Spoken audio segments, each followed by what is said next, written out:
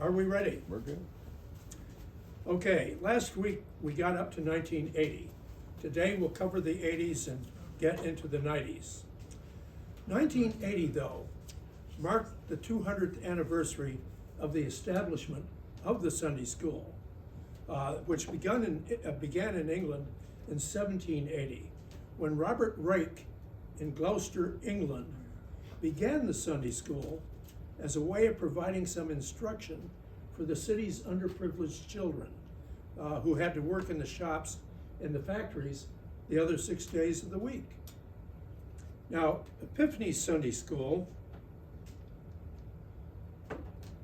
as is true throughout the nation, is a far cry from merely teaching youth to read and write. Though in the youngest grades, it certainly can help do that.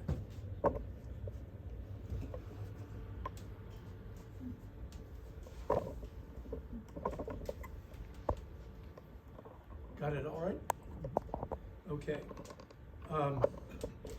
Here's a poster that I thought was really interesting. It had pictures on it of all our Sunday school classes. And I think this is neat. I think we ought to try doing something like this again here at Epiphany. Now, at Epiphany, a lasting improvement was decided on in early 1980 when they decided to replace the sanctuary windows with ones of stained glass. The cost to be underwritten by Memorials, and they already had about half the cost in hand. By October, the money was largely in hand, and Law's stained glass windows installed the windows that we now have. Now you do have to remember, I'm sorry, I should have put, whoa, what did I do here? I've gone past what I would, yeah, got the wrong picture. That's Cora, of course. And these are pictures you should be seeing. There's what I want. One of the stained glass windows, of course, in by the baptistry. But remember that the stained glass windows at that time were only in the sanctuary. The other ones that are in the narthex today, of course, that narthex was not on. So these are the only stained glass windows we're talking about. On December 5th, 1980, Pastor Fisher suffered a heart attack, and he remained on sick leave through February with Dr. Schultz. Now, we mentioned Dr. Schultz last week. He was a retired pastor who had joined the church in 1971. And Dr. Schultz handled the pastoral calls, and Pastor Sala conducted 2 funerals, and 5 different pastors conducted the Sunday services for us. Unfortunately, Cora Drescher, who had come back as secretary after you seeing that she had retired there, she was also hospitalized. She had come back because the other secretaries had not worked out in the meantime. This was also the year, 1980, that Steve Nelson, better known as Perry Nelson, was hired as organist choir director. The church failed to meet its benevolence to synod, and the budget for 1981 had to be severely cut, including dropping a $544 contract on the copier, discontinuing the nursery attendant, who at that time was paid, and cutting the Sunday school budget from $2,000 to $1,000. But the cracked pews were able to be repaired by the members themselves. Council also asked the Memorials Committee to pay the cost of a reception to celebrate the installation of the stained glass windows. In other words, the council didn't want to ante up the money itself for that reception. Council also requested the nursery school, which had begun in 1973, to increase its donation.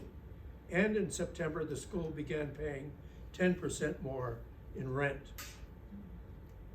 The property committee did get the boiler room cleaned. Now, how many of you have seen the boiler room? Anyone here? Oh, look at that. Gosh, quite a few people. It's here. never looked that good.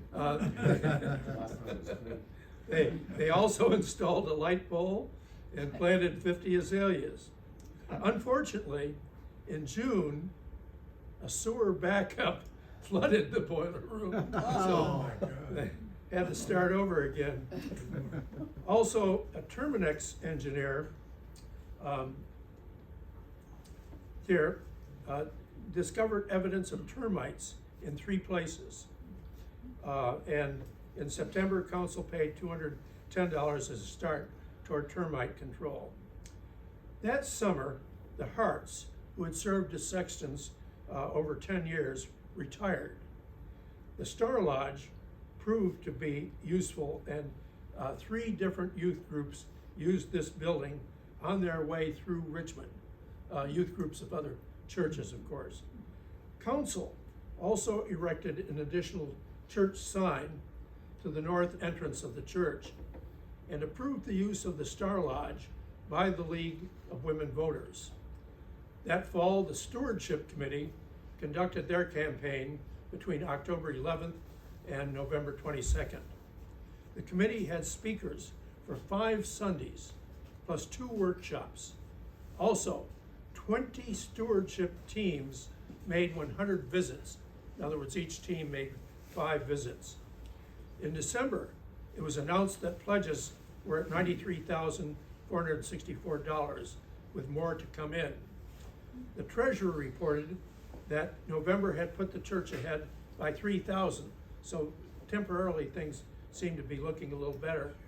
Council in January of 1982 did agree to send the synod and added $5,000 toward its 1981 benevolence, which hadn't been met in full. In February, Terminix was paid $2,180 for treating the sanctuary plus the Sunday school area. And then later it was paid another $1,475 to do the Star Lodge here, plus the caretaker's house. To me, those seemed like pretty high payments for termite treatment, but I have no idea what the going price was. In April, though, the treasurer reported that Epiphany was $3,800 behind in receipts compared to expenditures, and that they had paid $800 less than they should have toward benevolence, and the existing organ needed repairing. In May, council decided to take money from savings to refurbish the cross, which also needed some help. And the lowest cost bid for that was $1,797, so almost $1,800. In June, it was decided to cut benevolence to synod from 20% to 10% until it was determined where the church stood financially. While the organ fund was up to $16,849, the first 6 months of general receipts were $58,129, but expenses had been $69,015. It was reported that the library was missing 198 volumes, leaving a total of 1,196 remaining. Meanwhile, the Thanksgiving cooperation with the 3 adjacent churches was still being held. And as you can see, this particular year, the service was at Sunset Hills Baptist Church here. And that, of course, continued to be done for many years. In 1982 was also the year that Lutherans voted for another merger with the Lutheran Church in America, the American Lutheran Church, and the Association of Evangelical Lutheran Churches joining. For Epiphany, it was also the year that they established a committee to look for the best pipe organ. On August 6th, Pastor Fisher suffered yet another heart attack. And in September, it was reported that even though he was improving, it would still be 4 or 5 weeks, over a month, before he would be back at work. In the meantime, the usual work went on. Council agreed to spend $1,500 to repair the sexton's cottage, which was in poor shape. And this is a picture of Warren Smith, who had cleaned its gutters and checked its windows, and many of which he reported needed to be replaced. In the October council meeting, in the October council meeting, it was reported that Bishop Moyer, and by the way, he had been, when he first came into office, he was President Moyer. This is when the name changed, and the heads of synod began to be called bishops here. That Bishop Moyer would meet with council on November 11th concerning the calling of a new pastor. And that same council meeting, council accepted with regret Pastor Fisher's resignation. Then Bishop Moyer held a second 2.5-hour meeting with council on November 23rd. And yet he came back to Richmond to hold a third meeting with the call committee on December 9th. All this indicates, of course, that he was very concerned about Epiphany. In the meantime, Professor Murray Harr, who was finishing a PhD at Union Seminary, did some of the preaching, and he taught Pastor Fisher's confirmation class. And Pastor James Mauney of Christ Lutheran was named vice pastor for the church, and Pastor Sala visited the sick and the shut-ins. That spring, Harr led the Lenten services, though Pastor Sala did preach on Easter. Also that spring in 1983, finances took a turn for the better, with expenses for the first quarter being $27,543, while receipts stood at $30,031. That summer, Gam Nguyen became the new sexton, and he and his wife and 3 children moved into the caretaker's cottage. The extending of call, though, was not going well. Bishop Moyer had asked for a special meeting of both council and the call committee for June 14th, and in that meeting, he expressed his concern for Epiphany and his fear for its unity. He understood a top candidate had been chosen by a 6-2 vote of the call committee, but after a visit by the committee to the candidate's home, the home church, the candidate expressed concerns about both salary and housing. At that point, council asked the committee by a 6-5 vote to start over again, an action the bishop felt was inappropriate. After discussion, the selection committee met separately to see if they were willing to continue, and Carolyn Cronk, Julian Bryant, and Chris Snido were willing.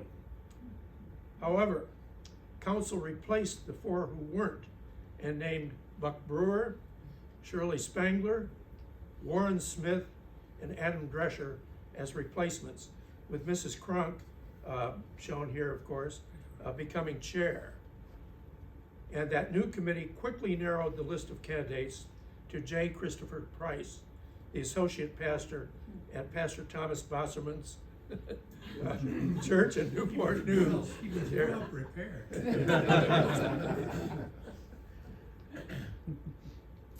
And this was at the celebration at Trinity, Pastor Bosserman's church, as the Prices were leaving for Epiphany, obviously, here. It was a sad day for us. Now, I've got another picture of Chris with his whole family. He did not have the 2 girls yet at the time this picture was taken. This is a later picture. A congregational meeting on October 2nd extended the call to Chris, and on the 13th he accepted to begin on December 1st, 1983. And that was also the 500th birthday of Martin Luther, and a celebration had been held in the upper room on November 6th with 131 attending. Earlier that fall, the nursery school had held a Halloween carnival where bobbing for apples had been a big hit. That school year, the nursery school had a director, Connie Crute. Connie is the one on the left up there, plus 3 teachers, plus a part-time teacher, and an income of $28,485. And they were paying the church $2,700 in rent each year. In September of 1984, the nursery school was full with 70 children, here's some of them, enrolled in the church.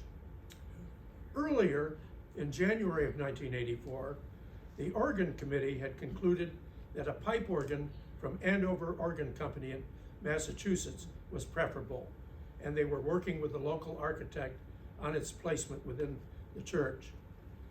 On January 21st, 1984, the council and committees held their annual meeting with the youth serving them breakfast, and it was made known that there were more pews with splitting seats for property to deal with. It was learned that Murray Harr and his wife would be leaving that summer to return to South Dakota, but of course Chris Price was now at Epiphany, so that didn't bother us. That fall, Epiphany adopted a revised constitution and also hosted a statewide LARC conference. Now, do we know what LARC means? Anyone? Lutheran, Anglican, and Roman Catholic. That's right, Lutheran, Anglican, Roman Catholic. The 3 denominations were talking with each other here. And in December, the choir with guest soloists and a chamber orchestra performed 2 of Bach's cantatas. It was also noted that the average financial pledge to the church increased by 34% from the year before. I think that's amazing. With the young Chris Price as pastor, the Rally Day picnics took on a new and delightful flavor. In both 1984 and 1985, dunking machines were rented, and the pastor was used as the main subject for people trying to hit the target and dunk him. And many people tried, though he was not the only one that was dunked here. This is Lee Gokenauer, council president, who was also dunked. And here is a picture of Chris with a squirt gun ready to squirt anyone who got too close in their attempts to throw the ball to hit the target to dunk him. But in addition to, of course, the dunking machines, these, oh, wait, I've got one more picture, I forgot. This is Chris, I've got 2 more pictures. This is Chris dunked, and this is the next year. He did the same thing in 1985, as well as the pictures you had seen were from 84. Okay, but in both of those years, there was plenty of food to eat and scads of people who ate lots of food and played lots of games. In 1985, there were 6 women on council, and Carol Alfred, shown here with her husband Mac, was elected president of council. That spring, Perry Nelson composed a special piece of music for the Good Friday service. In a congregational meeting on June 9th, the motion was adopted to hire 2 parish assistants, one who on a 20-hour per week basis would assist the areas of Christian education and youth, and also edit the Examiner, and the other would work with retired folks by forming a leisure time group. By midsummer, Pastor Joe Huntley, shown here, and his wife Carolyn, and of course Pastor Sala sitting next to Carolyn there, was named to head the leisure time group. I've got a better picture, I think, of Joe and Carolyn here. Eating lobster, of course, here. And the following September, the group met for the first time, despite the flooded streets and fog. And in September 20th, they took their first trip to Hanover Courthouse. And these were the beginnings of years of very busy schedule for the Leisure Time Group, which proved to be very popular. In November, there was another LARC conference, this time at First English Church. Also, the treasurer reported that for the first 9 months of the year, that receipts had outpaced disbursements by $7,630. Vanessa Potter, a student at Presbyterian School of Christian Education, was named the Parish Life Assistant for Christian Education and Youth Ministries, but to work not for 20 hours a week, but only 9.5 hours. Obviously, she was going to school at the same time. She couldn't work for the full 20 hours. Attendance at services picked up too. In November of 1984, attendance had averaged 199 at services. But in 1985, it picked up to an average of 240, a rather considerable increase. Things continued to look up in 1986. That was the year in which the pipe organ would be installed. And this was an Examiner article explaining to the congregation about what was going to happen in regard to the organ here. And in May of '84, they held a mortgage burning ceremony. Our mortgage had been paid off. There were some changes. Vanessa Potter ended her short ministry as parish life assistant, and in September, Judy Showalter took her place. I couldn't find pictures of either of these young women. Perry Nelson had been given leave over the summer in order to sing in an opera in Santa Fe, New Mexico. Martha Gladfelder and Charles Cullum filled in for him as organists. In October, it was reported that there was $109,985 on hand toward the organ, which would cost $167,776, and that included its installation. The organ was delivered on December 1st. And this is a picture of the beginning of the installation. Here's the large pipes laid out over the pews of the church. And here's the pipes being installed here. Barry, was that section open before? Was there something else up there? Or did they... It was just a screen, and there was speakers behind that, it was, they had an organ, but it wasn't a pipe organ. Yeah. Okay. The Social Ministry Committee was, wait, let me make sure I've got this.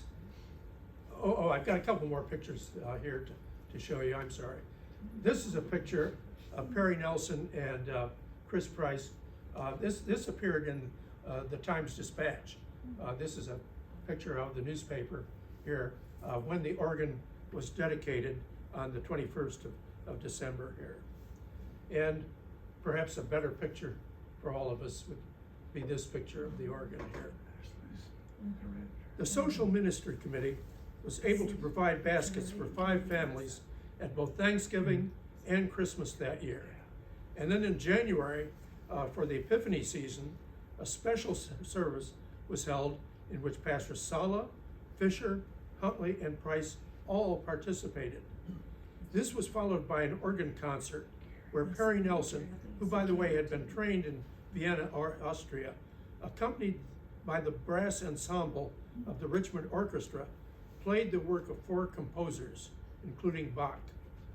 In February 1987, the council authorized the purchase of an IBM computer printer for the church office. Then on April 5th, an organ marathon was held where 30 organists played continuously from 9:30 in the morning until 10 at night for 12.5 hours.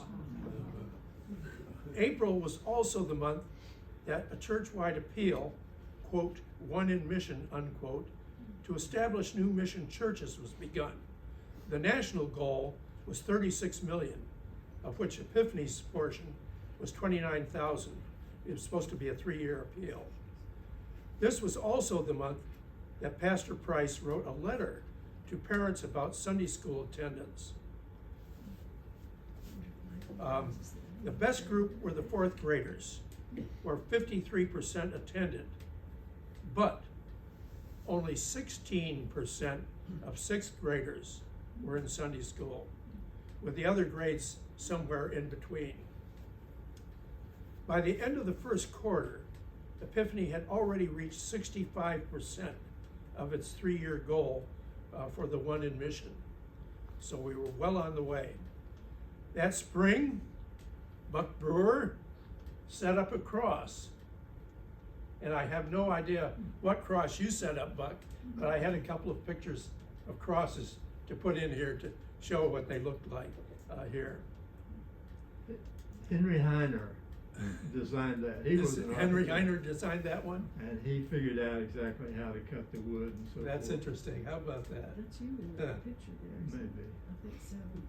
We had a problem, Barry, excuse me, Sure. every year finding the right place for the metal sleeve Oh. on the cross to go in the ground. Right. So we devised a way to divine for it with coat hangers. How about that with And coat hangers? we could walk across the lawn and they would cross when we got to that metal sleeve. For heaven's sakes, how about that? So it's still in there. It's neat. Okay. That fall, the proposed lottery was a big issue, with Representative Ralph Axel speaking to the church about it on October 18th. Then Charles Schenberger came down from Synod to speak about it on the 25th, and Pastor Price spoke on November 1st. Also that month, Anna Platts was named president of the Church Women of United of Richmond, and Pastor Price was the one who installed her. By January of 1988, we were part of the ELCA church, of course. The year was also notable in the fact that in May, a call was extended to Brent Thomas as associate pastor. Brent was a graduate of the Lutheran School of Theology in Chicago. Brent is still a member of our church yet today. At the Synod Assembly, Pastor Price was appointed as the chair of Region 9 Coordinating Council and also as a delegate to the 1989 Church-wide Assembly. That fall, the Stewardship Committee reported the results of a questionnaire to the members of the church about their views of the church. People were very impressed with leisure time. They felt the church was friendly, but we still needed to pay more attention to new members. There was a need, they felt, for more youth involvement, more fellowship opportunities, greater outreach, and a fellowship hall. People were also happy to hear that the Virginia Synod ranked first in the ELCA in giving to the World Hunger Appeal. The end of the year saw the $25,000 organ loan paid off in full, but at the expense of taking $15,000 out of our savings to do it. In early 1989, Council established a number of goals for the year, which included inviting everyone to become involved in at least one church activity, to decide about a fellowship hall, to upgrade our signs, and develop 1 or 2 outreach events. In the late spring, Council set up the Mutual Ministry Committee to aid the pastors, which of course we still have. On June 8th, an outreach picnic was held for the children of Crestview School, at the school, where the children were 1/3 white, 1/3 black, and 1/3 Asian, many of whom were latchkey kids. One child's only wish for Christmas was for a pair of shoes that no one else had worn first. The picnic was a great success, with over 300 attending. Council that year made a list of some of the church's future needs, and along with more hard surface parking area, It included a storage area equal to a 2-car garage and fellowship space. The tool house had already had to have its door enlarged to fit the new tractor. That fall, Pastor Price also urged people to support the victims of Hurricane Hugo. The budget passed for 1990 was over $250,000 for the first time in our church's history. And also during the service, for the first time, the congregation said, "Peace be with you," to each other. And of course, we have done that ever since. Parking seems to be a perennial problem for everyone. And the council put out this following note and diagram to show people where and where not to park. And this gives a better idea of what it looked like. It was announced that March 27th, 1990 would be Quilt and Craft Day for the women. Now I'm going on to a little, back to a different subject here. Do you all know where Crestview is located here? You know, Horsepen Drive, of course, turns and heads down toward Broad Street. And to the left of Horsepen is Crestview, the Crestview area. And the Crestview School is back in that area too. Well, anyway, when it was learned that some of the Crestview children had no underwear, Epiphany members donated 121 pairs. Also that June, the men's group took 19 Crestview children to a Braves baseball game. And that was also the year that the first Camp Epiphany was held during the week of June 25th, both for Epiphany children who had to pay a small fee. It was for children in the rising 2nd through 5th grades, by the way. And of course, then we also had Crestview children there. I remember that Buck Brewer and I, among other groups of twos, went through the Crestview area, you know, telling people that this was available to them and that their children, if they were that age, could attend this Camp Epiphany here. But anyway, the camp was made possible. I should say that 24 attended that first year. The camp was made possible by over $1,000 that had been raised on Caroline Furnace Sunday that previous winter. Caroline Furnace sent down 3 counselors to help run the camp, and of course, Epiphany paid for those counselors.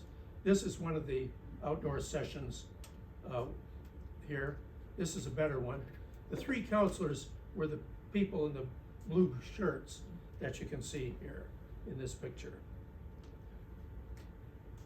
Another picture. I think that's Ed Kern in the purple shirt there as they made food for the kids for their noon luncheon here.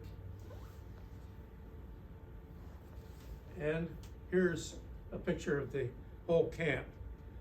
The YMCA donated a van to help with the camp. Bags of used clothing were gathered for Crestview, and the money raised from an ice cream social was used to buy new shoes for the children. And you can't see it very well, but I think there are at least 5 black kids in the group that we had there, and they were obviously Crestview kids here. The first week of the camp, by the way, was also the week that the Persian Gulf War began. In September, 10 Epiphany women attended the annual women's convention, and as usual, Jerry Smith, served as parliamentarian, while Sophie Wilson was elected as vice president. And the next year, of course, then Sophie would be elected president. November also saw 19 Epiphany members help the Central Virginia Food Bank distribute over 72,000 pounds of food for Thanksgiving. Thanksgiving 1990 also saw Epiphany join not just with the 3 churches they had been joining with, but this time with 5 West End churches in a joint service. And I was unable to find who the two other West End churches that joined with us were. For the Epiphany annual service in January of 1991, both Pastor Sala and Pastor Fisher participated, along, of course, with Chris Price.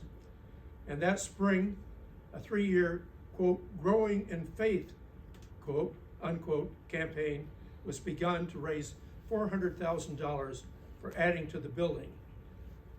By the way, how fortunate we were became obvious when it was announced that 800 ELCA churches throughout the nation had no pastors in 1991. Wow. That was also the year that Adolf Platz began the endowment fund. In late May, a huge gala was held in an outdoor tent to allow people to pledge toward that growing in faith here.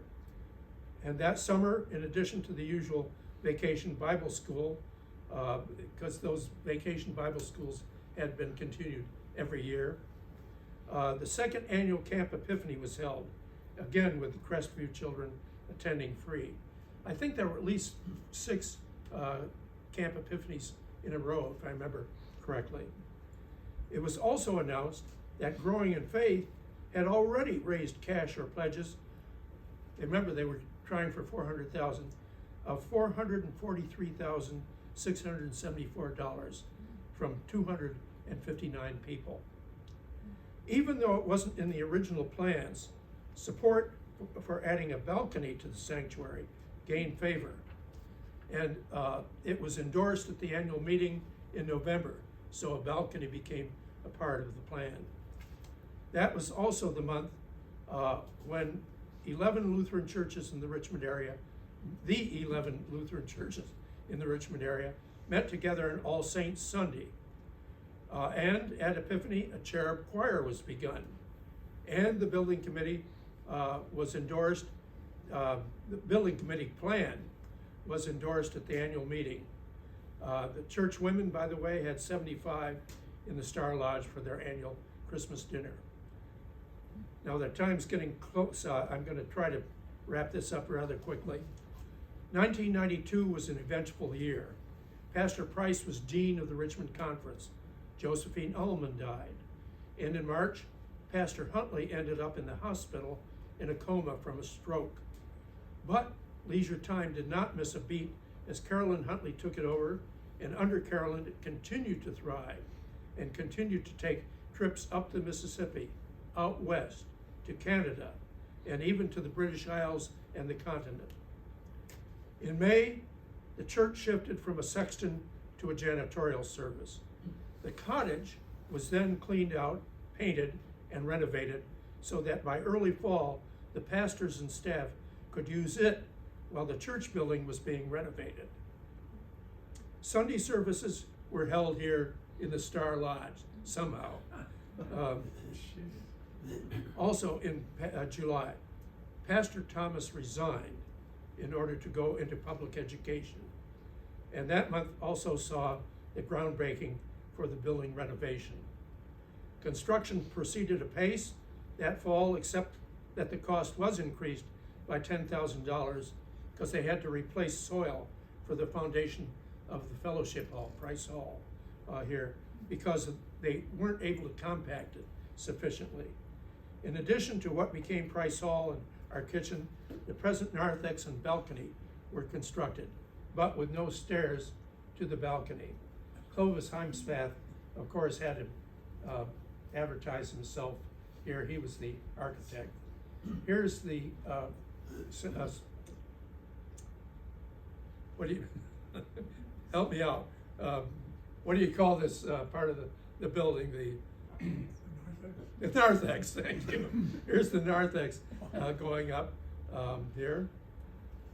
Why were there no stairs to the balcony? They didn't put them in the plans. For the money. Oh, that's, yeah. No, I thought you might enjoy this. This was a sign because Pastor Price had turned 40 at this point. And so the people put up this sign, here that I thought was sort of interesting. And this is what it looked like when it was finished.